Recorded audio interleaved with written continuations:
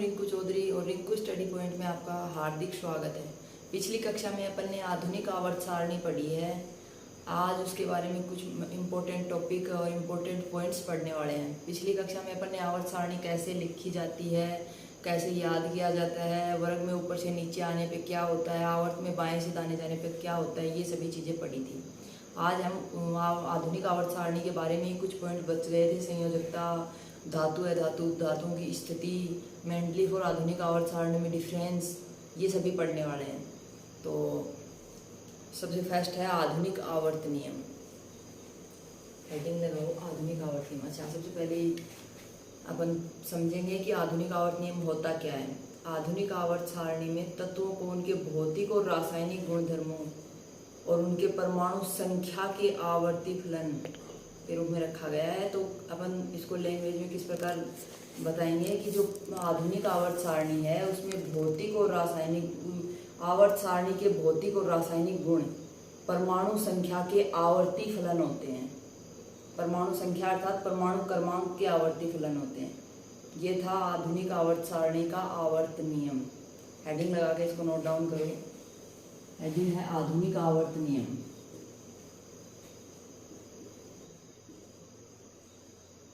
आधुनिक आवर्त नियम।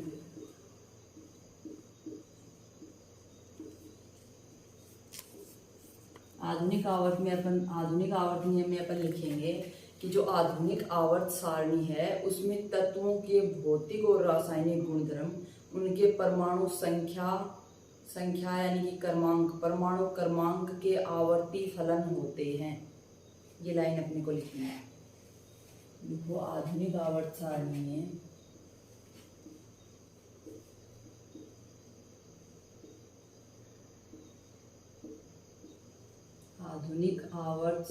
में तत्वों के भौतिक तथा रासायनिक गुणधर्म, तत्वों के भौतिक तथा रासायनिक गुणधर्म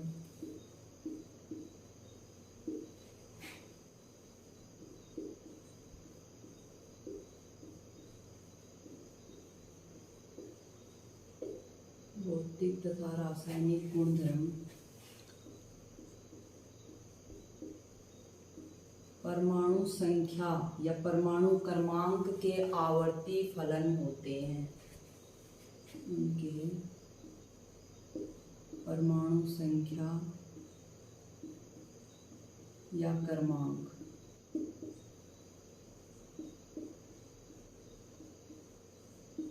संख्या को ही क्रमांक कहा जाता है। परमाणु क्रमांक, परमाणु संख्या एक ही चीज है। तत्वों के भौतिक और रासायनिक गुणधर्म उनके परमाणु संख्या अर्थात परमाणु क्रमांक के आवर्ती फलन होते हैं।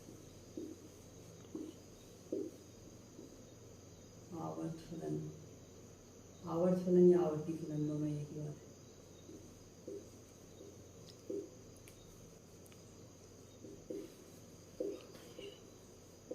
तो ये है आधुनिक आवर्त नियम। आधुनिक आवर्त नियम क्या कहता है कि आधुनिक जो आवर्त सारणी है उसमें तत्वों के भौतिक और रासायनिक गुणधर्म, उनके परमाणु संख्या के आवर्ती फलन होते हैं। अगली हेडिंग लगाएंगे अपन आधुनिक आवर्त सारणी में तत्वों की स्थिति। तत्व कहाँ कहाँ रखे गए हैं आधुनिक आवर्त सारणी में, और ऊर्ध्व जो बॉक्स बने हुए हैं उनको क्या कहा जाता है, और जो क्षैतिज बॉक्स बने हुए हैं उनको क्या कहा जाता है। इसमें इसका अध्ययन करेंगे। छोटे छोटे पॉइंट है, लेकिन जब आपको ये पॉइंट याद होंगे तो आधुनिक आवर्त सारणी आपको इजीली है, उसके रूल, उसको लिखने का तरीका, कौन सा कहाँ आएगा, ये सभी आसानी से याद हो जाएंगे। तो अगली हेडिंग है आधुनिक आवर्त सारणी में तत्वों की स्थिति। आधुनिक आवर्त सारणी में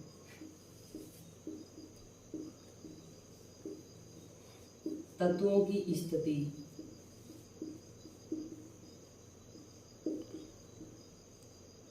ये हेडिंग है। इस हेडिंग में अपन पढ़ेंगे कि तत्वों की स्थिति क्या है आधुनिक आवर्त सारणी में। तो इसमें आप लिखोगे कि आधुनिक आवर्त सारणी में 18 ऊर्ध्व स्तंभ हैं जिन्हें समूह कहा जाता है, और 7 हैं वो क्षैतिज पंक्तियां जिन्हें आवर्त कहा जाता है। समूह को वर्ग और आवर्त, इनमें तत्व रखे हुए हैं, तत्वों की स्थिति यहाँ पे है। तो ये लाइन लिख दोगे आप कि आधुनिक आवर्त सारणी में 18 ऊर्ध्व स्तंभ हैं तथा आधुनिक आवर्त सारणी में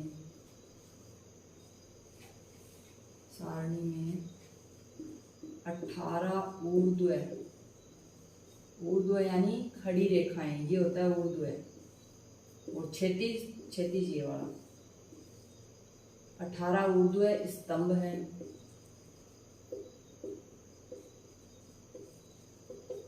तथा 7 क्षैतिज पंक्तियां हैं जिन्हें आवर्त कहा जाता है।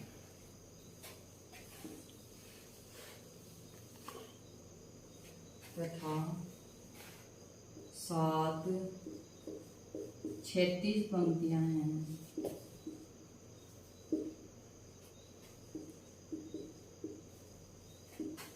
जिन्हें आवर्त कहा जाता है।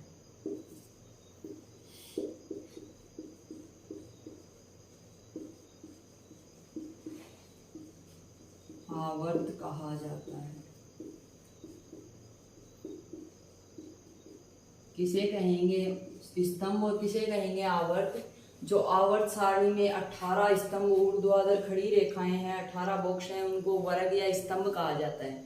और जो 7 क्षैतिज पंक्तियां हैं, क्षैतिज जो धरातल के समानांतर, उन्हें आवर्त कहा जाता है। तिरछी लाइन नहीं, हाँ टेढ़ी लाइन है ये वाली,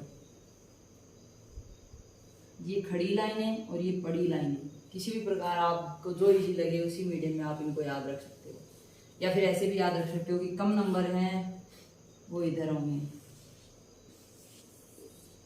इधर की ओर, और जो अधिक नंबर हैं 18, 1 से लेकर 18, वो होंगे इधर। समझ में आ गया? यही है जो थ्योरी लिखी है, वो यही है। आगे वाली हेडिंग अपन पढ़ेंगे कि आधुनिक आवर्त सारणी और मेंडलीव की आवर्त सारणी में क्या अंतर है, कि आधुनिक आवर्त सारणी और मेंडलीव की आवर्त सारणी किस प्रकार एक दूसरे से अलग हैं, इनमें क्या क्या डिफरेंस है। तो चलो हेडिंग लगाओ कि आधुनिक आवर्त सारणी और मेंडलीव की आवर्त सारणी में अंतर या दोनों की तुलना।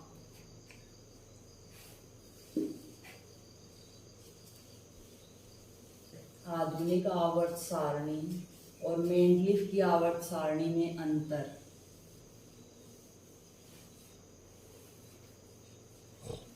आधुनिक आवर्त सारणी व मेंडलीव की आवर्त सारणी में अंतर।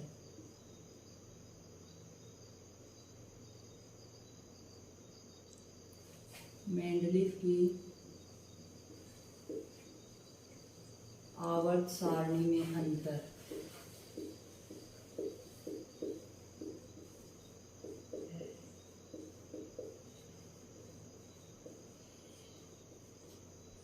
ये है।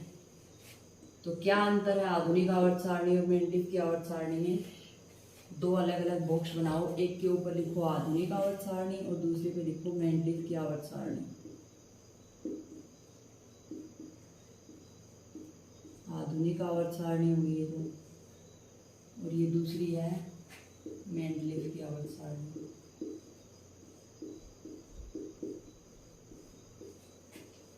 मेंडलीव की आवर्त सारणी। अब इसमें पॉइंट वाइज लिखेंगे जिससे याद करने में आसानी होगी।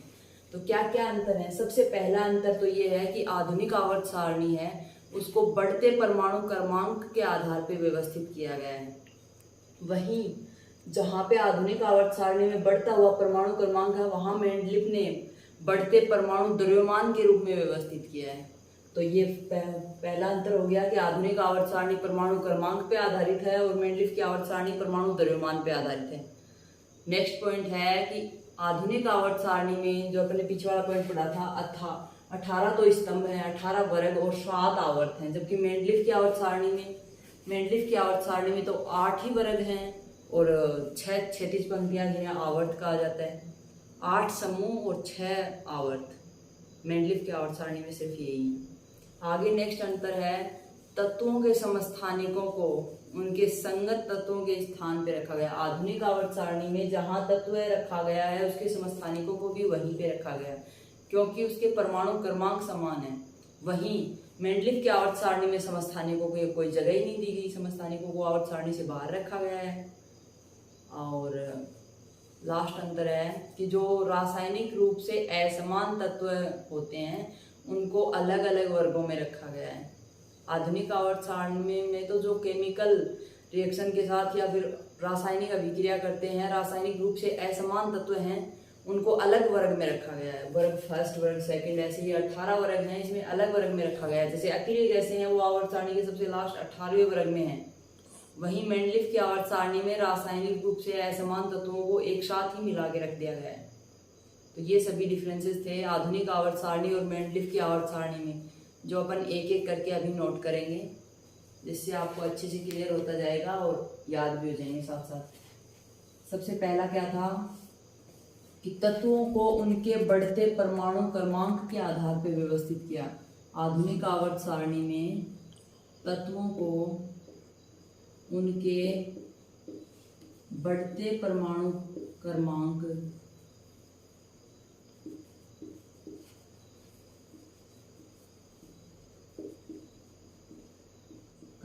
के आधार पर व्यवस्थित किया गया।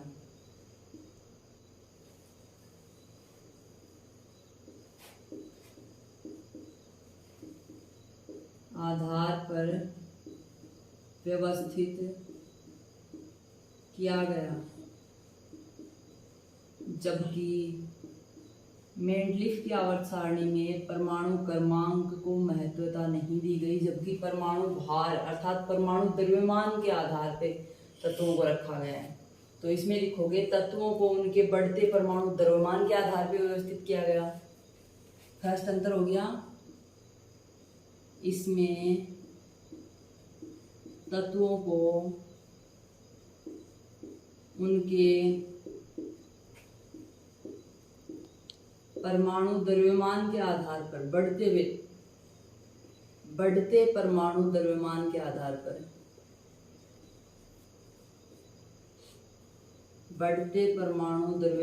आधार पर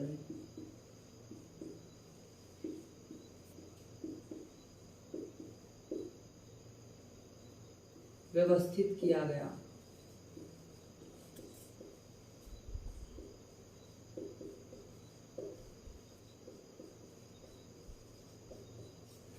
पहला अंतर क्या था? पहला अंतर है कि आधुनिक आवर्त सारणी में तत्वों को बढ़ते हुए परमाणु क्रमांक के आधार पर व्यवस्थित किया गया, अर्थात जिसका परमाणु क्रमांक 1 है उसको सबसे पहले, 2 है उसको उसके बाद, 3 है उसको उसके बाद, इस प्रकार रखा गया है। लेकिन इसमें परमाणु क्रमांक पे ध्यान नहीं दिया गया, तत्वों को परमाणु भार या परमाणु द्रव्यमान के आधार पर व्यवस्थित किया गया है।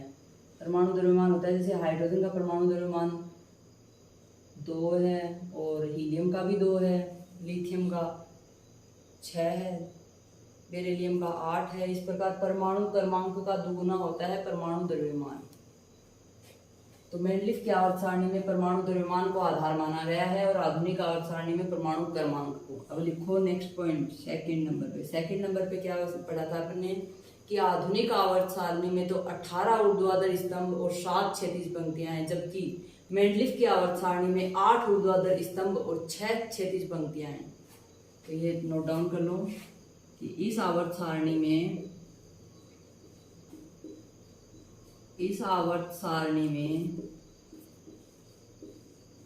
18 ऊर्ध्वाधर स्तंभ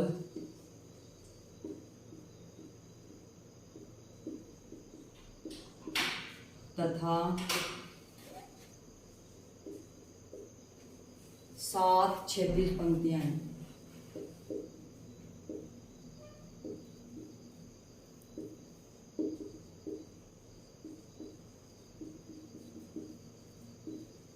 जबकि जो मेंडलीफ की आवर्त सारणी है उसमें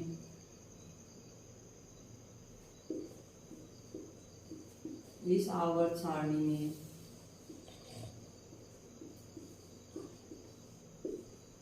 8 ऊर्ध्वाधर स्तंभ और 6 क्षैतिज पंक्तियां हैं। 8 ऊर्ध्वाधर स्तंभ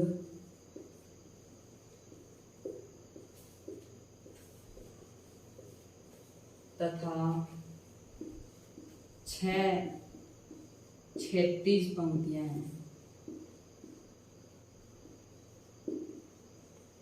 ये था दूसरा अंतर।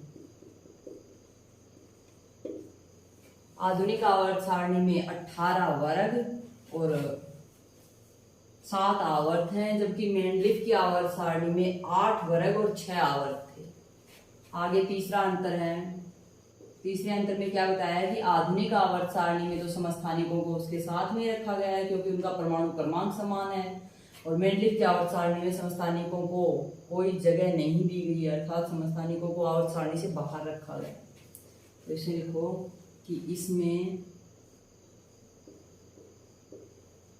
तत्वों के समस्थानिकों को तत्वों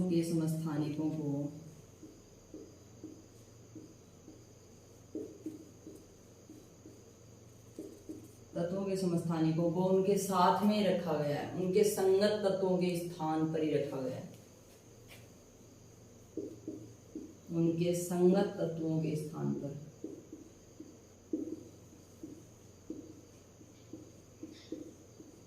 संगत तत्वों के स्थान पर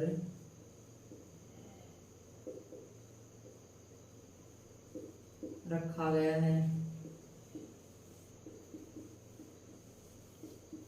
जबकि मेंडलिफ की आवर्त सारणी में क्या था? मेंडलिफ की आवर्त सारणी में समस्थानिकों को कोई उपयुक्त स्थान नहीं दिया गया, अर्थात जो समस्थानिक हैं उनको आवर्त सारणी से बाहर रखा गया है। इसमें है तत्वों के समस्थानिकों को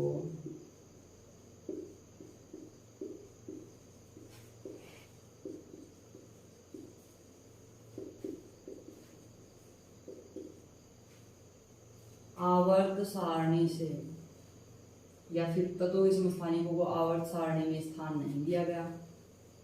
आवर्त सारणी में कोई निश्चित या उपयुक्त उचित स्थान नहीं था। इसमें इस आवर्त सारणी में तत्वों के समस्थानिकों को उचित स्थान नहीं दिया गया। उचित स्थान नहीं दिया गया।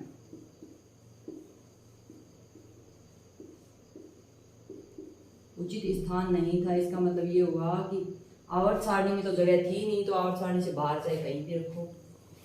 ये थी मेंडलिफ की आवर्त सारणी की बात। लास्ट है फोर्थ पॉइंट। फोर्थ पॉइंट में क्या कहता है? आधुनिक आवर्त सारणी में क्या है कि रासायनिक रूप से जो असमान तत्व थे उनको अलग अलग वर्ग में रखा गया, और मेंडलिफ ने रासायनिक हो चाहे भौतिक रूप से असमान हो, सभी तत्वों को एक साथ ही रखा है। तो इसमें लिखो रासायनिक रूप से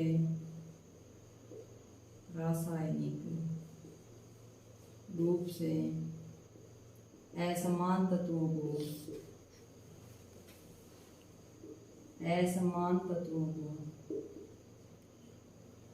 रासायनिक रूप से जो तत्व असमान थे, अर्थात जिनके गुणधर्म एक दूसरे से मिलते जुलते एक दूसरे के समान नहीं थे, संयोजकता अलग अलग थी, किसी की +1 किसी की +2, तो उनको अलग अलग वर्गों में रखा गया। तो रासायनिक रूप से असमान तत्वों को पृथक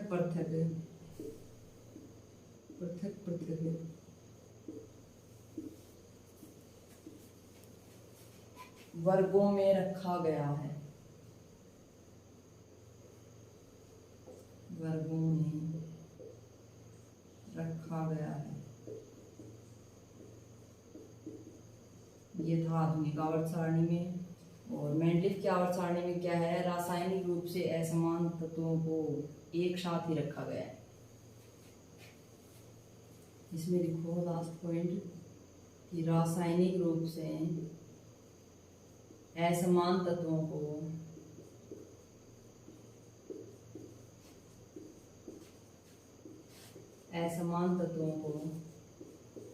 एक साथ ही रखा गया है। एक साथ ही रखा गया है।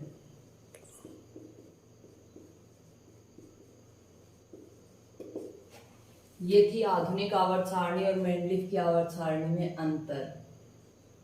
वापस से समझ लो, 4 मेन डिफरेंस है मेंडलीफ की आवर्त सारणी और आधुनिक आवर्त सारणी में। सबसे पहला क्या था कि आधुनिक आवर्त सारणी में उनके बढ़ते हुए परमाणु क्रमांक के आधार पर व्यवस्थित किया गया। सबसे फर्स्ट पॉइंट में परमाणु क्रमांक और परमाणु द्रव्यमान को ध्यान में रखोगे, इसमें है परमाणु द्रव्यमान। सेकंड में है कि इस जो आधुनिक आवर्त सारणी है उसमें 18 स्तंभ हैं और 7 क्षैतिज पंक्तियां, अर्थात 18 वर्ग और 7 आवर्त हैं। आप इस प्रकार लिख सकते हो इनको। जबकि मेंडलीफ की आवर्त सारणी में क्या था, 8 ऊर्ध्वाधर स्तंभ और 6 क्षैतिज पंक्तियां, अर्थात 8 वर्ग और 6 आवर्त। मेंडलीफ की आवर्त सारणी में ये है। आगे थर्ड पॉइंट है, इसमें तत्वों के समस्थानिकों को उसके संगत स्थान पे रखा गया है। जैसे हाइड्रोजन है, हाइड्रोजन का समस्थानिक है 1H1, 1H2, 1H3। तो इसमें तो ये सभी समस्थानिकों को हाइड्रोजन के साथ में रख दिया गया है। और इसमें तत्वों के समस्थानिकों को कोई उचित स्थान नहीं दिया गया, अर्थात आवर्त सारणी से बाहर रखा गया है, आवर्त सारणी से बाहर रखा है। और लास्ट है, सबसे लास्ट पॉइंट है कि रासायनिक रूप से जो असमान तत्व थे, रासायनिक रूप से असमान जब एक दूसरे से रासायनिक अभिक्रिया करते हैं तो किसी की संयोजकता +1 है, किसी की +2, किसी की +3, या फिर अक्रिय गैसों की संयोजकता, अक्रिय गैसें ना तो इलेक्ट्रॉन त्यागती हैं और ना ही ग्रहण करती हैं, तो ये वाले उनको एक अलग वर्ग में रखा गया। +1 संयोजकता वाले को अलग वर्ग में, +2 वाले को अलग वर्ग में, +3 वाले को अलग वर्ग में। इसलिए जो रासायनिक रूप से जो असमान तत्व थे उनको अलग अलग रखा गया। जैसे लिथियम की संयोजकता +1 होती है, सोडियम की +1, तो इनको अलग, और मैग्नीशियम की +2 है तो इसको अलग वर्ग में रखा गया है। मैग्नीशियम अलग वर्ग में है और लिथियम और सोडियम दोनों एक ही वर्ग में, क्योंकि इनकी संयोजकता रासायनिक गुण एक समान है, इस प्रकार रखा गया है। जबकि मेंडलीफ की आवर्त सारणी में समान असमान से कोई फर्क नहीं पड़ता, उसने एक साथ ही रखा है, सबको मिक्स कर दिया। +1 संयोजकता वाला है वो भी, जैसे मान लो लिथियम यहाँ आ रहा है तो इसके नीचे मैग्नीशियम भी आ सकता है, इधर एल्यूमिनियम आ सकता है, यहाँ सोडियम आ सकता है। मेंडलीफ ने इस प्रकार रखा, रासायनिक रूप से असमान तत्वों को भी एक साथ ही रख दिया। तो ये जो मैंने रेड वाले मार्कर से जो लिखा है मोटे मोटे रूप में, आप ये कुछ पॉइंट याद रखना, ये वाले, फिर इनको लैंग्वेज की फॉर्म में कन्वर्ट करोगे तो ये पंक्तियां आ जाएंगी आपके पास। अब आगे अपन पढ़ेंगे कि आधुनिक आवर्त सारणी में धातु, अधातु और उपधातुओं की स्थिति क्या क्या है। तो हेडिंग लगाओ, आधुनिक आवर्त सारणी में धातुओं की स्थिति। सबसे पहले तो तीनों की हेडिंग लगा दो कि आधुनिक आवर्त सारणी में धातु, अधातु और उपधातुओं की स्थिति। उसके बाद एक एक पॉइंट को पढ़ेंगे, पहले धातुओं की, फिर अधातुओं की, फिर उपधातुओं की, विद एग्जाम्पल कि धातु कौन से हैं और क्यों हैं, और अधातु कौन से हैं, कौन कौन से वर्ग में आते हैं, उपधातु किसे कहते हैं, ये सभी अपन पढ़ने वाले हैं।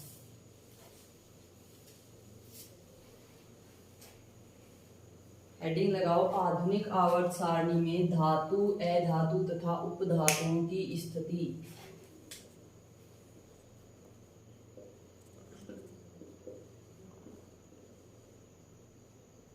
आधुनिक आवर्त सारणी में धातु,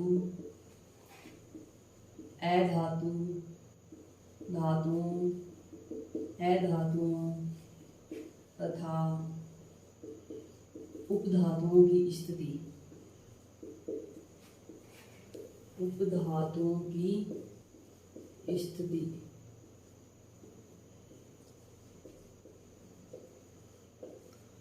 ये है एडिंग। अब इसमें अपन एक एक करके पढ़ेंगे। सबसे पहले मेटल्स की स्थिति क्या है, ये कौन से वर्ग आवर्त में कहाँ पाई जाती हैं, और इलेक्ट्रॉन त्यागती हैं या ग्रहण करती हैं, विद्युतोष्मांगी सुचालक हैं या कुचालक हैं। ये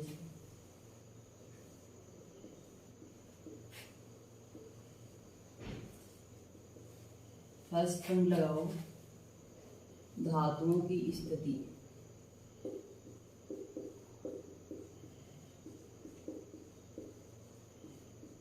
धातुओं की स्थिति। अब अपन क्या लिखेंगे धातुओं की स्थिति में? सबसे पहले लिखेंगे कि सोडियम, मैग्नीशियम, एल्यूमिनियम नहीं है, सॉरी, सोडियम मैग्नीशियम है, रुबेडियम स्ट्रोंशियम सीजियम, ये सभी धातुएं हैं। तो इनको आवर्त सारणी में किधर रखा गया है? लेफ्ट में। तो धातुएं आवर्त सारणी में किधर होंगी? बाईं ओर। और वैसे ही आधुनिक आवर्त सारणी में धातुओं की संख्या अधातु और उपधातुओं से अधिक है। क्या है कि धातुओं की जो संख्या है वो अधातु और उपधातुओं से बहुत ज्यादा है। तो इसमें आप लिखो कि जैसे सोडियम और मैग्नीशियम,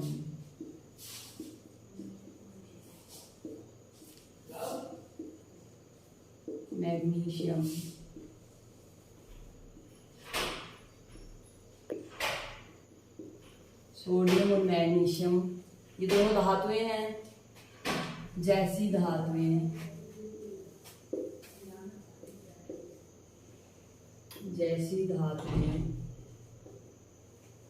क्या करती हैं? सोडियम और मैग्नीशियम जैसी धातुएं आवर्त सारणी में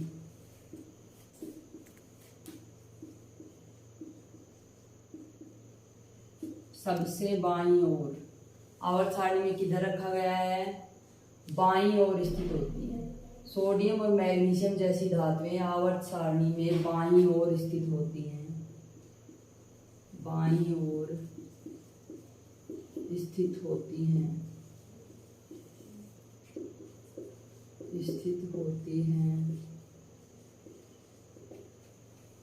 सबसे पहला पॉइंट ये हो गया कि धातुओं की स्थिति कहाँ है आवर्त सारणी में? तो आप क्या कहोगे? बाईं ओर। आवर्त सारणी के लेफ्ट में सभी धातुएं हैं, आवर्त सारणी में बाईं ओर स्थित होती हैं। सेकंड पॉइंट क्या लिखोगे आप? कि वैसे आवर्त सारणी में धातुओं की संख्या अधातु तथा उपधातुओं से अधिक होती है, कहीं अधिक, मतलब दुगने के बराबर लगभग। सेकंड पॉइंट है कि आधुनिक आवर्त सारणी में पढ़ रहे हैं धातु अधातु उपधातुओं की संख्या, ना कि मेंडलीव की आवर्त सारणी में। तो यह है आधुनिक आवर्त सारणी में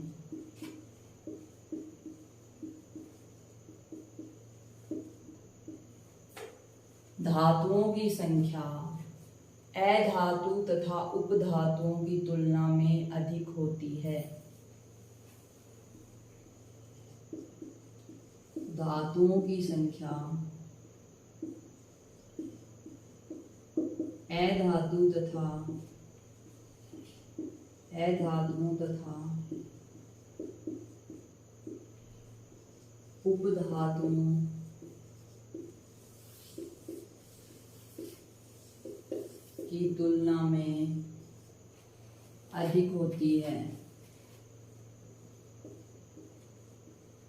तुलना में अधिक होती है, दूसरा पॉइंट क्या है? धातुओं की स्थिति क्या है? सबसे पहला तो था आवर्त सारणी में धातुएं बाईं ओर स्थित होती हैं। दूसरा है कि आधुनिक आवर्त सारणी में धातुओं की जो संख्या है वो अधातु तथा उपधातुओं की तुलना में अधिक होती है। मेटल्स जो हैं वो नॉन मेटल और मेटेलॉइड की तुलना में ज्यादा है। ठीक है, यहाँ इंग्लिश मीडियम के जो बच्चे हैं वो देखेंगे मेटल है, धातुओं की मेटल्स की position of metals. Second point हो गया, 2 पॉइंट याद हो गए, दोनों आवर्त सारणी में मैच खा रहे हैं। पहले अपने जो आवर्त सारणी पढ़ी है उसको याद किया है, अगर वो आपके सामने है, आपने खोल के रख रखी है, तो आप आसानी से ये दोनों पॉइंट उसमें नजर आ रहे हैं, आप लिख सकते हो ये भी। और आपको पता भी है कि धातुएं आवर्त सारणी में कहाँ पे है। आगे है कि धातुओं में आबंध बनाते समय इलेक्ट्रॉन त्यागने की प्रवृत्ति होती है। धातुएं क्या करेंगी? बंध बनाएंगी तो इलेक्ट्रॉन त्यागेंगी, ना कि इलेक्ट्रॉन ग्रहण करेंगी। धातुएं इलेक्ट्रॉन त्यागती हैं। धातुओं में आबंध बनाते समय इलेक्ट्रॉन को त्यागने की प्रवृत्ति है।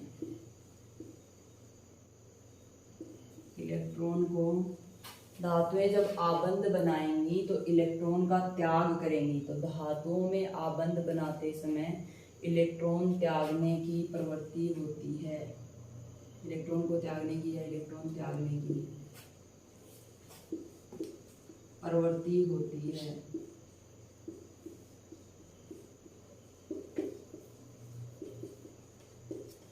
ये था। आगे क्या है, ये धातु की स्थितियां। आगे है कि धातुएं विद्युत धनात्मक होती हैं, अर्थात विद्युत का सुचालक करती हैं। धातुएं विद्युत धनात्मक होती हैं, विद्युत धनात्मक होती हैं, अर्थात विद्युत का चालन करती हैं।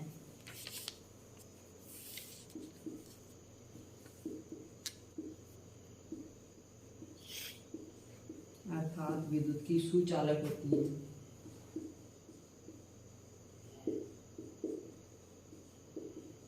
विद्युत की सुचालक होती हैं। क्या करेंगे, धातुएं धातुएं विद्युत धनात्मक होती हैं और विद्युत की सुचालक होती हैं। लास्ट पॉइंट में अपन पढ़ेंगे कि ये धातुएं हैं कौन कौन सी, उदाहरण क्या आएंगे। तो उदाहरण में आप जो आवर्त सारणी में सबसे बाईं और लेफ्ट में जो एलिमेंट आते हैं उनको लिख सकते हो, जैसे lithium, sodium, magnesium, phosphorus, rubidium, caesium, ट्रिप्लेंशियम, ये सभी धातुओं के एग्जाम्पल। आगे नेक्स्ट हेडिंग लगाएंगे अधातुओं की स्थिति। धातुओं की स्थिति में मुख्य रूप से देखो 2-4 पॉइंट है कि सोडियम और मैग्नीशियम है, ये दोनों धातुएं हैं, उदाहरण में हैं, दोनों हैं। ये आवर्त सारणी में कहाँ स्थित हैं, बाईं ओर। अगला क्या था कि आधुनिक आवर्त सारणी में धातुओं की संख्या अधातु तथा उपधातुओं की तुलना में अधिक होती है। धातुओं की संख्या है वो अधातु तथा उपधातु से अधिक होती है। धातुओं में आबंध बनाते समय इलेक्ट्रॉन त्यागने की प्रवृत्ति होती है। धातुएं इलेक्ट्रॉन डोनेट करती हैं, बाहर निकालती हैं। ये है थर्ड पॉइंट। फोर्थ है धातुएं विद्युत धनात्मक होती हैं। धातुओं पर हमेशा पॉजिटिव चार्ज आता है, जैसे Na+, Mg+2। तो धातुएं विद्युत धनात्मक होती हैं और ये विद्युत की सुचालक होती हैं। जैसे एल्यूमिनियम है तो एल्यूमिनियम के वायर बनाए जाते हैं, इलेक्ट्रिक वायर हैं वो एल्यूमिनियम और कॉपर के बनाए जाते हैं, तो उनमें विद्युत का प्रवाह आसानी से होता है, विद्युत की सुचालक होती हैं धातुएं। फिर है उदाहरण lithium, sodium, magnesium, potassium, rubidium, strontium, caesium, ये फ्रीक्वेंशियम, ये सभी धातुओं के एग्जाम्पल हैं। आगे हेडिंग लगाओ अधातुओं की स्थिति। अधातु कौन कौन सी हैं, ये आवर्त सारणी में कहाँ पाई जाती हैं और इनके उदाहरण कौन कौन से हैं, ये लिखो। सेकंड पॉइंट अधातुओं की स्थिति।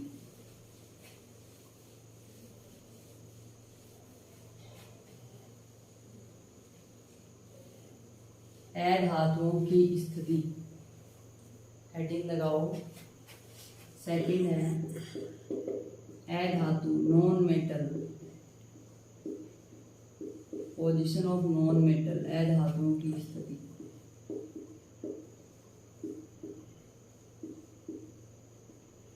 अधातु होती है नॉन मेटल। नॉन मेटल की स्थिति क्या है, आवर्त सारणी में कहाँ पाई जाती हैं अधातुएं। सबसे फर्स्ट पॉइंट जो पिछले वाले में पढ़ा था धातुओं में कि ये आवर्त सारणी में बाईं ओर पाई जाती है, उसी प्रकार अधातुओं को लिख दोगे कि ये दाईं ओर पाई जाती हैं। ऐसा लिख भी सकते हैं, लेकिन अधातुएं डी ब्लॉक एलिमेंट्स में भी कुछ अधातुएं होती हैं। डी ब्लॉक एलिमेंट्स में सभी धातुएं पाई जाती हैं, ये आवर्त सारणी में दाईं ओर है। तो यहाँ सबसे पहला पॉइंट लिखो कि अधातुएं आवर्त सारणी में दाईं ओर पाई जाती हैं। आवर्त सारणी में दाईं ओर पाई जाती हैं। तो फिर उपधातुएं कहाँ होंगी, जब धातुएं बाईं ओर हो गई, अधातुएं दाईं ओर हो गई, तो उपधातुएं कहाँ हैं। धातु और अधातु को अलग करने वाली एक टेढ़ी मेढ़ी लाइन है, उसके आसपास जो पाई जाती हैं वो है उपधातुएं, मेटेलॉइड्स। अधातुएं आवर्त सारणी में दाईं ओर स्थित होती हैं। ये था फर्स्ट पॉइंट, आवर्त सारणी में इनकी स्थिति क्या है। अब देखो सेकंड पॉइंट क्या है कि अधातुओं के जो ऑक्साइड होते हैं, अधातुएं जो ऑक्साइड बनाती हैं वो अम्लीय प्रकृति के होते हैं। उनमें इलेक्ट्रॉन ग्रहण करने की क्षमता होती है। जिस प्रकार धातुएं इलेक्ट्रॉन डोनेट कर रही थी उसी प्रकार अधातुएं इलेक्ट्रॉन ग्रहण करेंगी। तो सेकंड पॉइंट लिखो, अधातुओं के ऑक्साइड अम्लीय होते हैं। अधातुओं के ऑक्साइड अम्लीय प्रकृति के होते हैं। अम्लीय प्रकृति के होते हैं जिनमें इलेक्ट्रॉन ग्रहण करने की क्षमता पाई जाती है, अर्थात ये इलेक्ट्रॉन ग्रहण करते हैं, ना कि इन्हें इलेक्ट्रॉन डोनेट करेंगे। इसमें इलेक्ट्रॉन ग्रहण करने की क्षमता होती है, अर्थात ये इलेक्ट्रॉन ग्रहण करते हैं।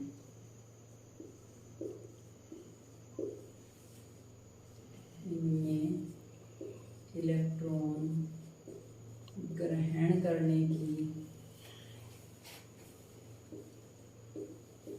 क्षमता होती है, कैपेसिटी।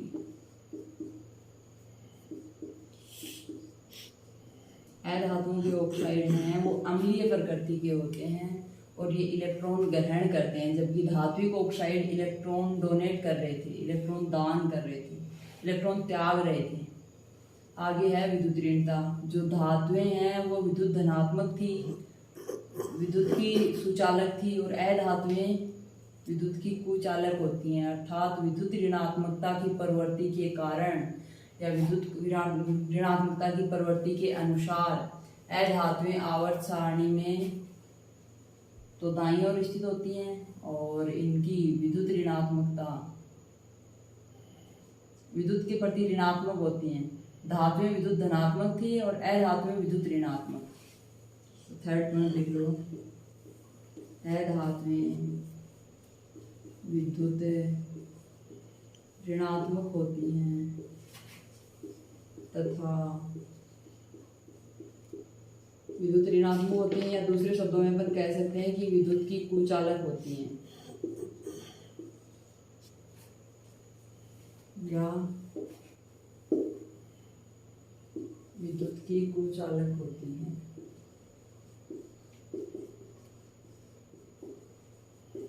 विद्युत तथा उष्मा का चालन अधातुओं में नहीं होता।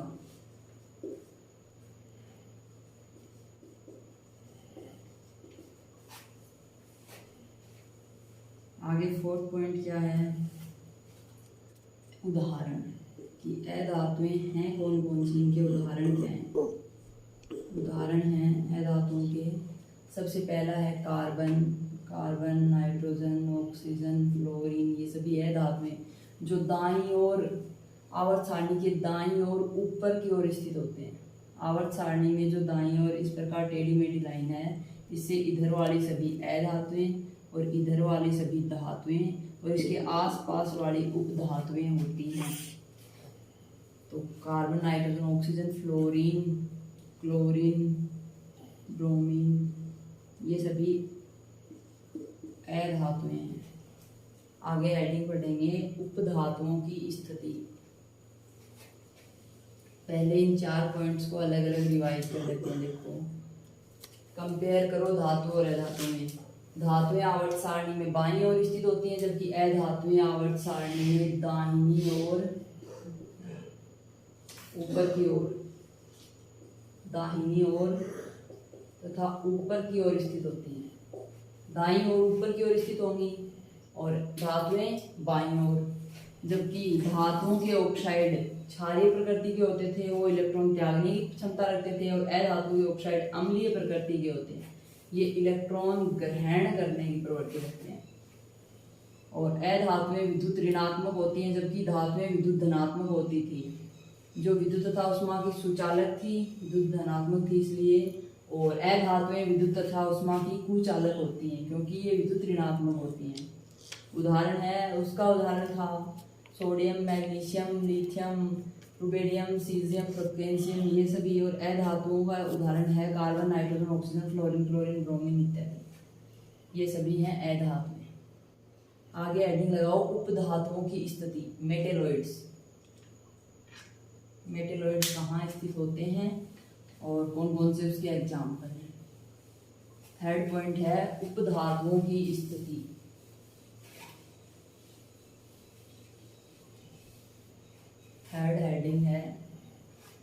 उपधातुओं की स्थिति,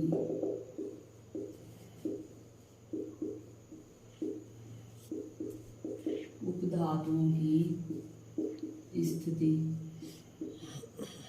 क्या है? उपधातुओं की स्थिति कहाँ स्थित है उपधातु? तो सबसे पहला पॉइंट लिखोगे कि वे तत्व जो धातु और अधातु दोनों के गुणधर्म रखते हैं उपधातु कहलाते हैं। जिनमें धातुओं के कुछ गुण पाए जाते हैं और अधातुओं के भी कुछ गुण पाए जाते हैं, उन्हें उपधातु कहा जाता है, या अर्ध धातु भी है इसका दूसरा नाम। और फिर ये आवर्त सारणी में स्थित कहाँ होते हैं? इसमें लिखोगे कि आधुनिक आवर्त सारणी में एक जो जिगजैग लाइन होती है, टेढ़ी मेढ़ी रेखा होती है, उसके आसपास धातुओं और अधातुओं को अलग करने वाली जो लाइन है वहाँ पे उपधातुएं पाई जाती हैं। और ये कौन कौन से इसके एग्जाम्पल? तो ये पॉइंट लिखना शुरू करो। उपधातुओं की स्थिति में सबसे पहले कि वे तत्व जो धातु व अधातु दोनों के गुणधर्म रखते हैं, या वे तत्व जिनमें धातु और अधातु दोनों के गुण पाए जाते हैं। धातु व अधातु दोनों के गुणधर्म रखते हैं, उन्हें उपधातु कहा जाता है। दोनों के गुणधर्म रखते हैं, कुछ गुण धातुओं के होते हैं, कुछ अधातुओं के होते हैं, उन्हें उपधातु, उपधातु या उपधातु का दूसरा नाम क्या है? अर्धधातु, अर्धधातु भी कहा जाता है, कहा जाता है। ये है उपधातुओं को क्या कहते हैं? मेटेलोइड्स। यह उपधातु। सबसे पहला पॉइंट हो गया कि वे तत्व है जिनमें धातु और अधातु दोनों के गुणधर्म पाए जाते हैं, उन्हें उपधातु कहा जाता है। सेकंड पॉइंट में आप क्या लिखोगे कि आधुनिक आवर्त सारणी में स्थित कहाँ पे होते हैं? तो इसके लिए लिखोगे कि आधुनिक आवर्त सारणी में एक जो टेढ़ी मेढ़ी रेखा है उसके पास धातुओं और अधातुओं को अलग करके उस टेढ़ी मेढ़ी रेखा के पास जो पाए जाते हैं वे उपधातुएं हैं। तो सेकंड पॉइंट लिखो, आधुनिक आवर्त सारणी में, आधुनिक आवर्त सारणी में टेढ़ी मेढ़ी रेखा के पास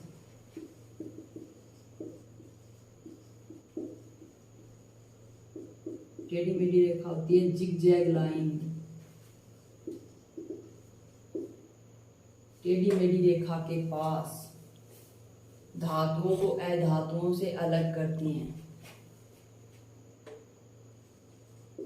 टेढ़ी मेढ़ी रेखा धातुओं को अधातुओं से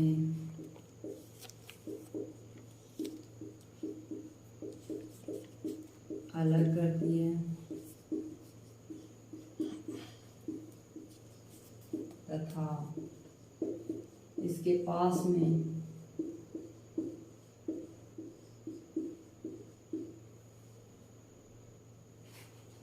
उपधातुएं पाई जाती हैं।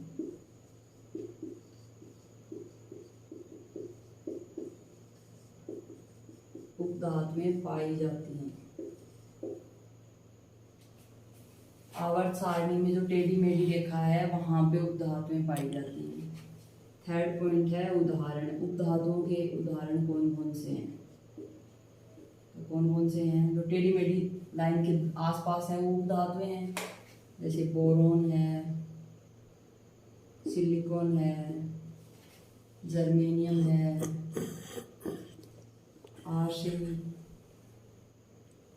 आर्सेनिक है, टेलुरियम है, ये सभी, पोलोनियम है, ये सभी उपधातुएं हैं।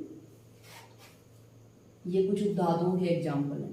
तो देखो उपधातुओं की स्थिति में क्या बताया है कि ये धातु और अधातु दोनों के गुणधर्म रखती हैं, इन्हें उपधातु कहा जाता है। और ये आवर्त सारणी में टेढ़ी मेढ़ी रेखा के पास स्थित होती हैं। टेढ़ी मेढ़ी रेखा कहाँ है? जो धातुओं को अधातुओं से अलग करती है, बोरोन के पास से स्टार्ट होती है, इस प्रकार चलती है।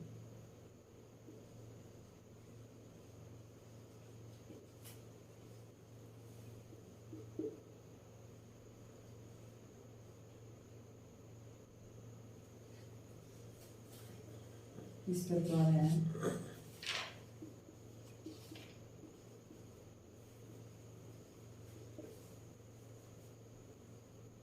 Boron, carbon, nitrogen, oxygen.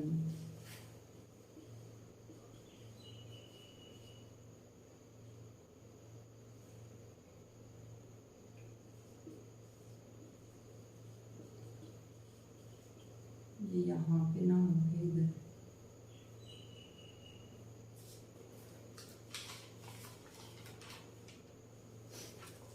Polonium के पास में मुझे इनके दोनों साइड जो ये है सिलिकॉन और ये बोरोन, आर्सेनिक, टेलुरियम, गैलियम, ये सभी उपधातुएं हैं। एंटीमनी, पोलोनियम, ये उपधातुएं हैं जो टेढ़ी मेढ़ी इस टेढ़ी मेढ़ी रेखा के दूसरी साइड, इधर की साइड होती है अधातु और इधर की साइड होती है धातु, और ये है उपधातु। ये अपन ने जो हेडिंग लगाई थी कि आधुनिक आवर्त सारणी में धातु, अधातु तथा उपधातुओं की स्थिति, तो उनका विस्तृत अध्ययन अपन ने कर लिया है।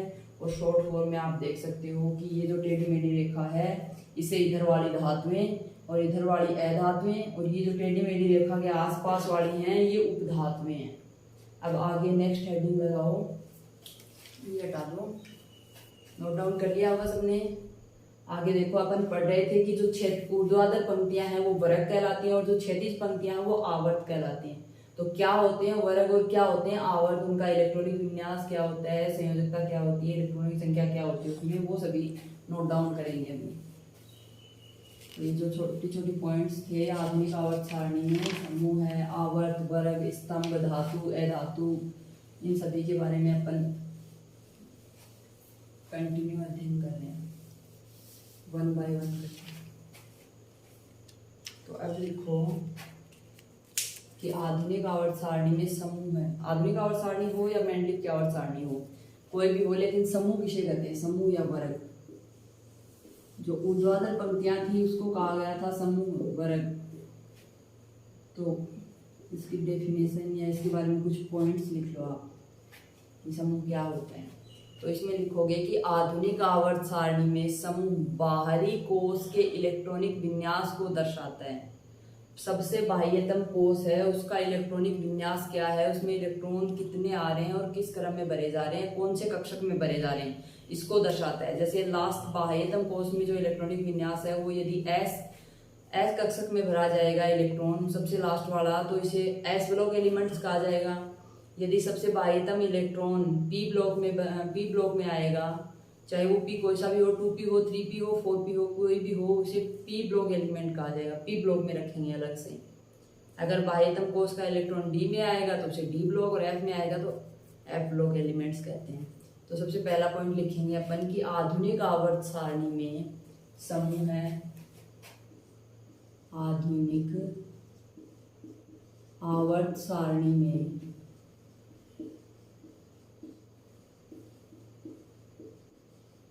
समूह है। समूह किसे कहते हैं, वर्ग को।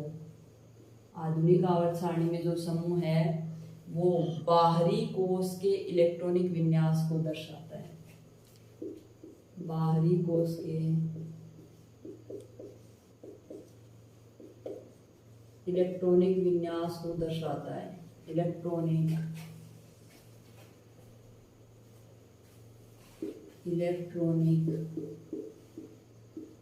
विन्यास को दर्शाता है। सबसे बाह्यतम कोष का इलेक्ट्रॉनिक विन्यास क्या है उस चीज को दर्शाता है समूह, वर्ग। आगे क्या लिखोगे नेक्स्ट पॉइंट में, यद्यपि समूह में ऊपर से नीचे जाने पर कोषों की संख्या बढ़ती है। समूह में क्या होगा, ऊपर से नीचे जाएंगे तो कोषों की संख्या बढ़ेगी। यद्यपि समूह में ऊपर से नीचे जाने पर कोषों की संख्या बढ़ती है, ऊपर से नीचे जाने पर कोषों की संख्या बढ़ती है,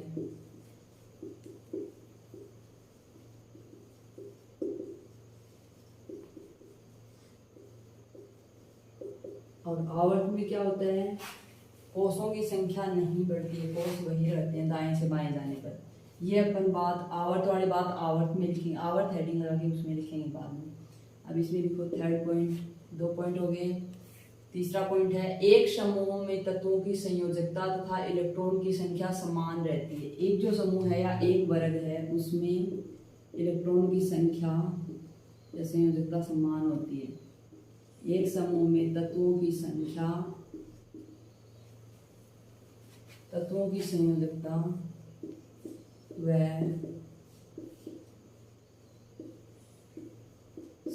और इलेक्ट्रॉन की संख्या समान रहती है।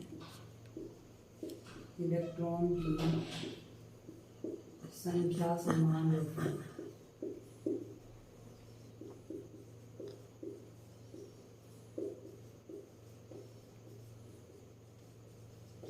एक समूह में तत्व की संयोजकता और इलेक्ट्रॉन की संख्या समान रहेगी। कौन से में? बाह्यतम में, जो सबसे बाहरी है उसमें, बाह्यतम कोष में।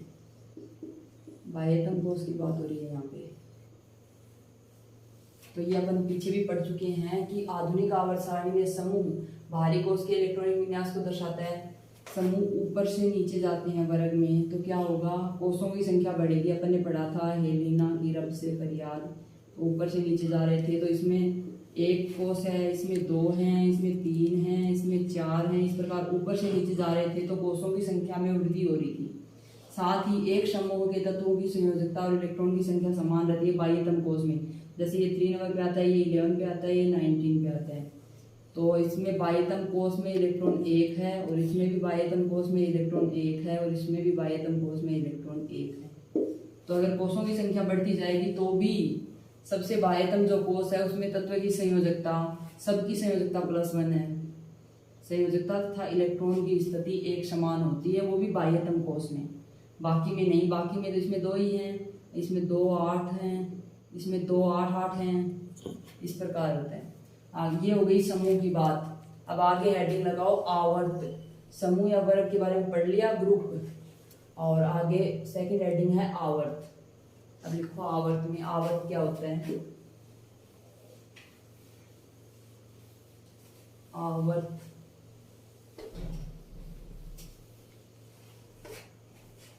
आवर्त हेडिंग लगा के लिखो पीरियड। आवर्त किसे कहते हैं? जो 36 पंक्तियां होती हैं उनको आवर्त कहा जाता है। ऊर्ध्वाधर हैं वो वर्ग या समूह थी, जबकि 36 हैं उनको आवर्त कहा जाता है। आवर्त में लिखो कि एक ही आवर्त में जब हम आगे बढ़ते हैं तो क्या देखते हैं, तत्वों की संयोजकता इलेक्ट्रॉन की संख्या पे निर्भर करती है। इलेक्ट्रॉनों की संख्या बढ़ेगी, उसी प्रकार तत्वों की संयोजकता भी बढ़ती जाएगी। और तत्व आवर्त सारणी में जब बाएं से दाएं जाते हैं, लेफ्ट से राइट जाते हैं, तो क्या होता है, परमाणु संख्या में इकाई वृद्धि होगी तो संयोजकता में भी इकाई वृद्धि होगी। जैसे जैसे तत्वों के परमाणु क्रमांक बढ़ते जाएंगे वैसे वैसे उनकी संयोजकता में भी इकाई अंक की वृद्धि होती जाएगी। और नेक्स्ट पॉइंट क्या था कि किसी भी कोष में इलेक्ट्रॉन की संख्या ज्ञात करने का सूत्र है एक, वो क्या है, 2n²। ये सिर्फ आवर्त पे ही लागू होता है, वर्ग पे लागू नहीं होता। तो ये कुछ पॉइंट्स हैं आवर्त के बारे में जो आप लिखो। सबसे पहला पॉइंट क्या लिखोगे कि एक ही तत्वों की संयोजकता इलेक्ट्रॉनों की संख्या भिन्न भिन्न है लेकिन कोषों की संख्या समान है। जब एक ही आवर्त में बाएं से दाएं जाते हैं तो अपन क्या देखते हैं, ये लाइन लिख सकते हो आप। एक ही आवर्त में बाएं से दाएं जाने पर, बाएं से दाएं जाने पर हम देखते हैं कि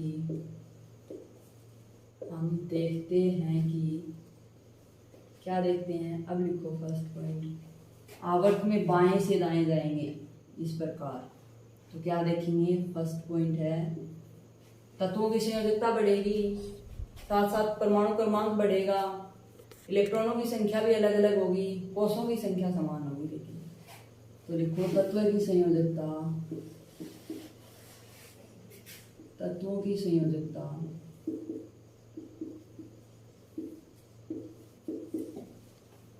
तथा इलेक्ट्रॉनों की संख्या भिन्न भिन्न है। तथा इलेक्ट्रॉनों की संख्या भिन्न भिन्न है, अलग अलग है, कुछ भी लिख सकते हो।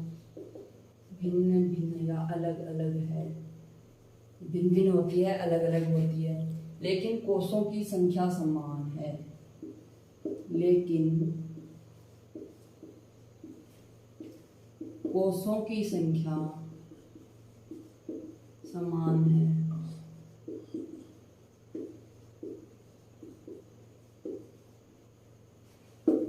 ये था सबसे फर्स्ट पॉइंट आवर्त का।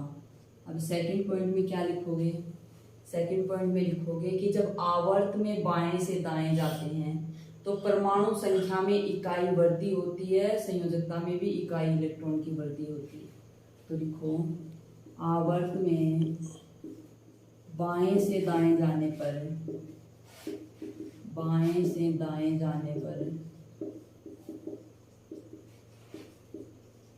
परमाणु संख्या में इकाई वृद्धि होती है। परमाणु संख्या में इकाई वृद्धि होती है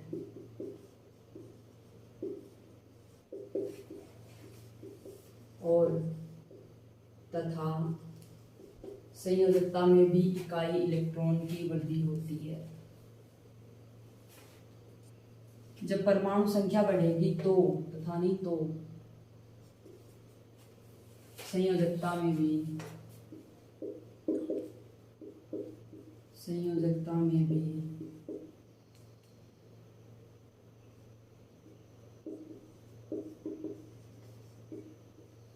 इकाई इलेक्ट्रॉन की वृद्धि होती है।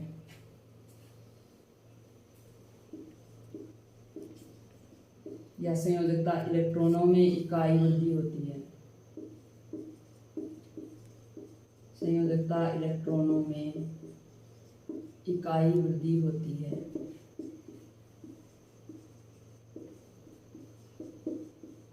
इकाई वृद्धि होती है। ये था आवर्त का सेकंड पॉइंट। अब आगे क्या है आवर्त में, और क्या क्या चीजें आती हैं आवर्त में? आवर्त में आती है कि किसी भी कोष में इलेक्ट्रॉनों की अधिकतम संख्या किस प्रकार निकालेंगे। तो आवर्त में किसी भी कोष में इलेक्ट्रॉनों की अधिकतम संख्या निकालोगे तो उसके लिए एक फॉर्मूला है, वो लिखो।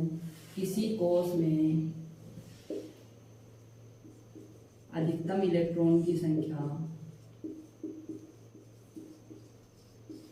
अधिकतम इलेक्ट्रॉन की संख्या निकालने के लिए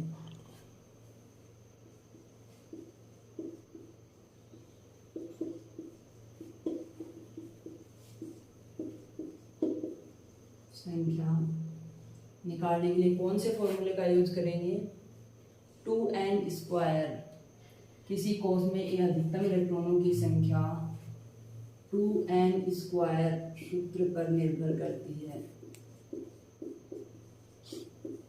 सूत्र पर निर्भर करती है। ये सिर्फ आवर्त में लागू होता है, वर्ग में नहीं। जहाँ पे n क्या है? n है नाभिक से बाह्यतम कोष की दूरी, या फिर नाभिक से नियत कोष की संख्या। n है नाभिक से नियत कोष की संख्या।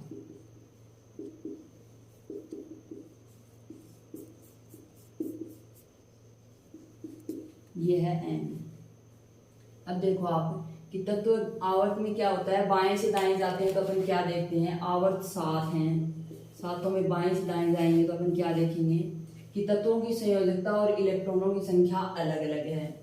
अर्थात सबसे पहले यहाँ लिथियम स्टार्ट होता है, beryllium, boron, carbon, nitrogen, oxygen, fluorine, सबकी संयोजकता भी अलग है और इलेक्ट्रॉनों की संख्या भी अलग है। लिथियम में 3, बेरिलियम में 4, बोरोन में 5, कार्बन में 6, नाइट्रोजन में 7, ऑक्सीजन में 8 और फ्लोरीन में 9। इस प्रकार इलेक्ट्रॉन की संख्या बढ़ रही है, कोषों की संख्या भी बढ़ रही है। फिर आवर्त में बाएं से दाएं जाने पर परमाणु संख्या में इकाई वृद्धि होती है, परमाणु क्रमांक में इकाई वृद्धि हो रही है, उसके साथ इलेक्ट्रॉनों की संयोजकता में भी इकाई वृद्धि होती है। जैसे लिथियम की संयोजकता +1 है, वैसे बेरिलियम की +2। इस प्रकार इकाई इलेक्ट्रॉन की वृद्धि के साथ इकाई संयोजकता में भी वृद्धि हो रही है, इकाई परमाणु क्रमांक में भी वृद्धि हो रही है। आगे थर्ड पॉइंट है, किसी भी कोष में अधिकतम इलेक्ट्रॉन की संख्या 2n² सूत्र से पर निर्भर करती है। ये चीज आपको बहुत इंपॉर्टेंट है, ये याद रखनी है, क्योंकि n क्या है यहाँ पे, नाभिक से नियत कोष की दूरी। जैसे माना बाह्यतम कोष में 4p में इलेक्ट्रॉन है, मान लिया 4p में इलेक्ट्रॉन है, तो यहाँ n क्या है, n है 4, तो 2n² में वैल्यू रखो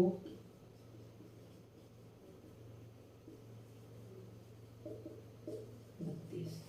क्या हो गया, ये आ गई इलेक्ट्रॉनों की संख्या 32 इलेक्ट्रॉन, अर्थात परमाणु क्रमांक 32 है उसका। तो 32 नंबर पे क्या आता है, जर्मेनियम। 30 पे तो जिंक आता है, जिंक के बाद गैलियम और जर्मेनियम, ये तो है। तो इस प्रकार आप आराम से ज्ञात कर सकते हो। ऐसे 4 की जगह 3s ले लिया, 3s है तो n की वैल्यू क्या हो गई, 3 का स्क्वायर करोगे 9 दूनी 18। 18 नंबर पे क्या आता है, आर्गन। 18 नंबर पे आर्गन आता है। तो ये था आवर्त सारणी में वर्ग और आवर्त। आगे लास्ट है आवर्त सारणी की संयोजकता। और संयोजकता क्या होती है, कौन कौन सी आवर्त की क्या क्या है, वो किस प्रकार ज्ञात कर सकते हो। तो ये हटाओ। संयोजकता में आप लिखोगे कि किसी तत्व के परमाणु के सबसे बाहरी कोष में उपस्थित संयोजी इलेक्ट्रॉनों की संख्या। संयोजी इलेक्ट्रॉन कौन से होते हैं, जिसको वह या तो डोनेट करेगा या बाहर से ग्रहण करेगा। मतलब जो भी इलेक्ट्रॉन वह त्यागता है, एक तरीके से त्यागता है, वही उसकी संयोजकता कहलाती है, और ग्रहण करता है वह भी उसकी संयोजकता कहलाती है। त्यागता है तो पॉजिटिव चार्ज आएगा, ग्रहण करेगा तो नेगेटिव चार्ज आएगा। त्यागना और ग्रहण करना संयोजकता है। और कितने इलेक्ट्रॉन त्यागेगा, +1 +2 +3, ये उस पर डिपेंड करता है। तो आगे हेडिंग लगानी है आपको संयोजकता।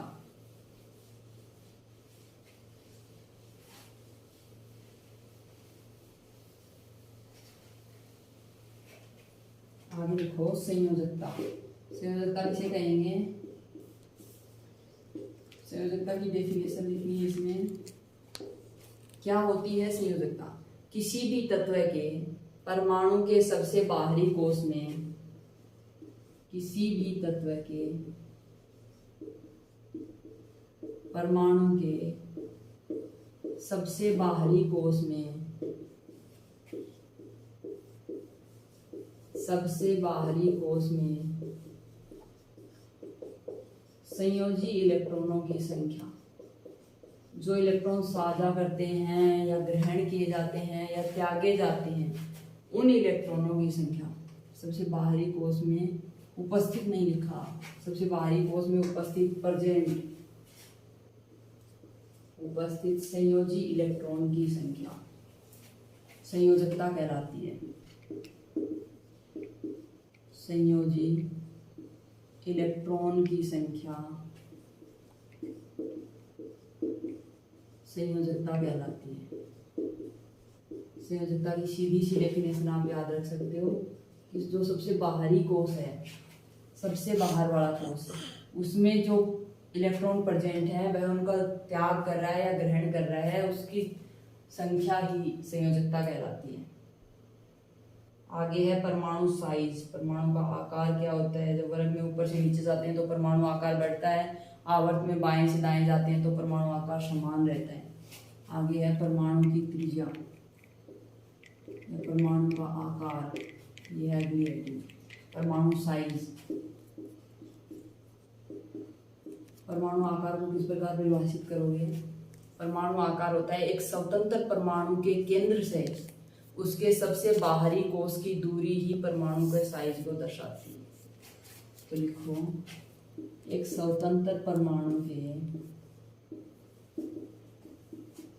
एक स्वतंत्र परमाणु के, स्वतंत्र परमाणु में केंद्र से उसके बाहरी कोष की दूरी, केंद्र से उसके बाहरी कोश की दूरी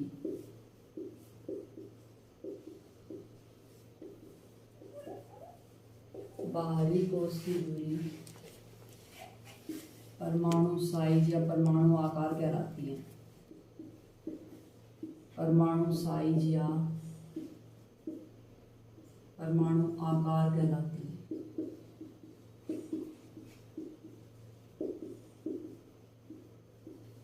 परमाणु आकार कहलाती है। केंद्र से सबसे बाह्यतम कोश की जो दूरी है वह है परमाणु साइज, परमाणु आकार कहलाती है। इस परमाणु के साइज को नापने के लिए इकाई क्या यूज करते हैं? पिकोमीटर। परमाणु साइज को मापने के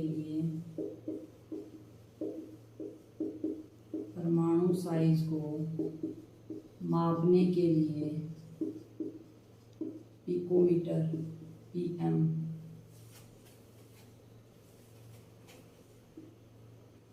पिकोमीटर का यूज किया जाता है, का उपयोग किया जाता है।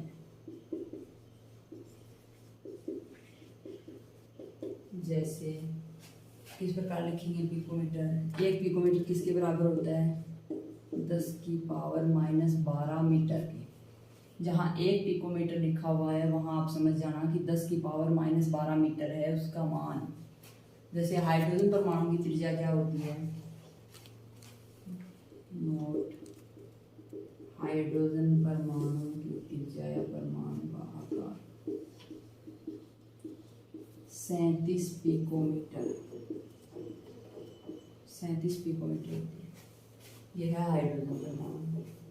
आगे है आधुनिक आवर्त सारणी के कुछ गुण और देख लो आप, गुण क्या होते हैं आधुनिक आवर्त सारणी के। गुण के बाद ये टॉपिक यहीं फिनिश होता है, तो हेडिंग लगाओ आधुनिक आवर्त सारणी के गुण। आधुनिक आवर्त सारणी के गुण।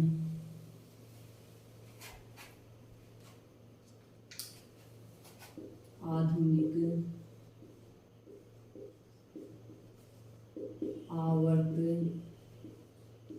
सारणी के गुण।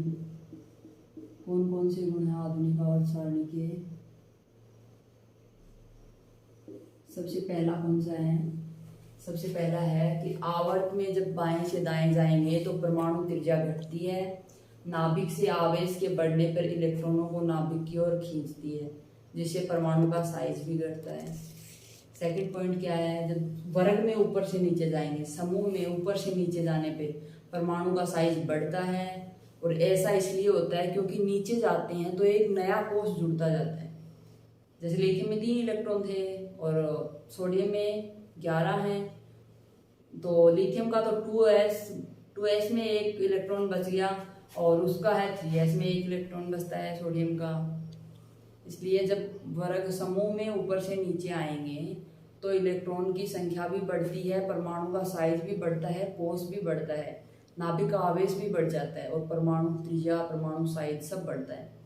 वहीं आवर्त में जैसे जैसे संयोजकता कोष में इलेक्ट्रॉनों पर किया जाने वाला प्रभावी नाभिकीय आवेश है वो घटता है, तो इलेक्ट्रॉन त्यागने की प्रवृत्ति भी घटती जाती है। तो ये कुछ 2-3 पॉइंट्स है, ये आप लिखो आधुनिक आवर्त सारणी के गुण में। सबसे पहला पॉइंट लिखना शुरू करो कि आवर्त में बाएं से दाएं जाने पर,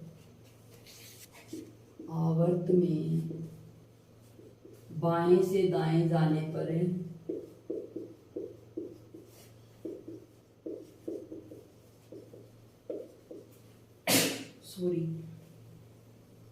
परमाणु त्रिज्या घटती है। परमाणु त्रिज्या घटती है।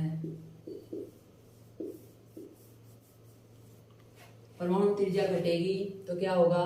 नाभिक से आवेश के बढ़ने से इलेक्ट्रॉनों को नाभिक की ओर खींचता है। नाभिक में आवेश बढ़ जाएगा तो इलेक्ट्रॉन नाभिक की ओर खींचेंगे तो परमाणु का साइज घट जाएगा, तो परमाणु का साइज भी कम हो जाएगा जैसे त्रिज्या घटेगी। आगे सेकंड पॉइंट लिखेंगे कि समूह में ऊपर से नीचे जाएंगे तो क्या होगा? वर्ग में ऊपर से नीचे जाते हैं तो क्या होगा? परमाणु का साइज बढ़ता है। समूह में ऊपर से नीचे जाने पर परमाणु साइज, परमाणु का आकार बढ़ता है, क्योंकि कोश में वृद्धि हो रही है, कोषों की संख्या में वृद्धि होती है।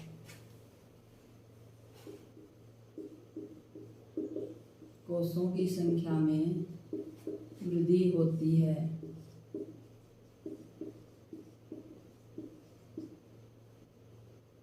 कोषों की संख्या में वृद्धि होती है और साथ ही नाभिक तथा उसके बाहरी कोष के बीच की दूरी भी बढ़ जाती है, तथा नाभिक व इलेक्ट्रॉन के सबसे बाह्यतम कोष के इलेक्ट्रॉन की, नाभिक तथा सबसे बाहरी कोष के बीच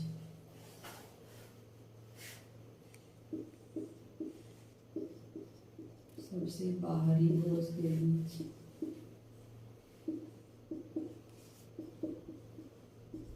दूरी बढ़ जाती है। दूरी बढ़ जाएगी तो क्या होगा, परमाणु का आकार बढ़ेगा, परमाणु त्रिज्या बढ़ेगी, या नाभिक पे आवेश भी बढ़ जाएगा। आगे थर्ड पॉइंट है कि आवर्त में जैसे जैसे संयोजकता कोष में इलेक्ट्रॉन पर किया जाता है प्रभावी नाभिकीय आवेश, तो आवर्त में जब बाएं से दाएं जाएंगे तो प्रभावी नाभिकीय आवेश बढ़ता जाता है और इलेक्ट्रॉन त्यागने की प्रवृत्ति घटती है। तो ये देखो, आवर्त में बाएं से दाएं जाने पर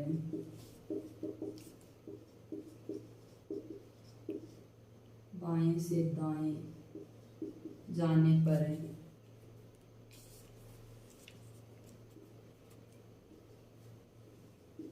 बाएं से दाएं जाने पे क्या होता है, संयोजकता कोष के इलेक्ट्रॉनों पर किया जाने वाला प्रभावी नाभिकीय आवेश,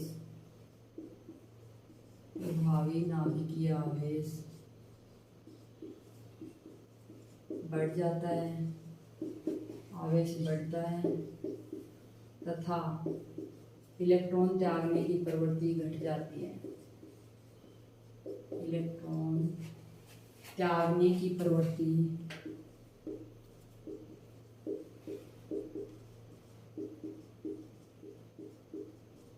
घट जाती है, इलेक्ट्रॉन त्यागने की प्रवृत्ति घट जाएगी। ये था आवर्त सारणी के कुछ महत्वपूर्ण गुण। क्या क्या है कि जब आवर्त में बाएं से दाएं जाएंगे तो परमाणु त्रिज्या घटती है, और वर्ग में ऊपर से नीचे जाएंगे तो परमाणु त्रिज्या बढ़ती है, और यही है। और नाभिक की सबसे बाहरी कोष के बीच दूरी बढ़ जाती है। और आवर्त से बाएं से दाएं जाएंगे तो प्रभावी नाभिकीय आवेश बढ़ेगा, जिससे इलेक्ट्रॉन त्यागने की प्रवृत्ति घट जाएगी। आगे, आवर्त में जब बाएं से दाएं जाएंगे तो धात्विक लक्षण बढ़ता है, और समूह में ऊपर से नीचे जाने पे धात्विक लक्षण बढ़ता है। आवर्त में बाएं से दाएं जाएंगे तो इलेक्ट्रॉन त्यागने की प्रवृत्ति घटती है और इलेक्ट्रॉन ग्रहण करने की प्रवृत्ति बढ़ती है। ये सभी पॉइंट्स हैं कुछ आवर्त सारणी के।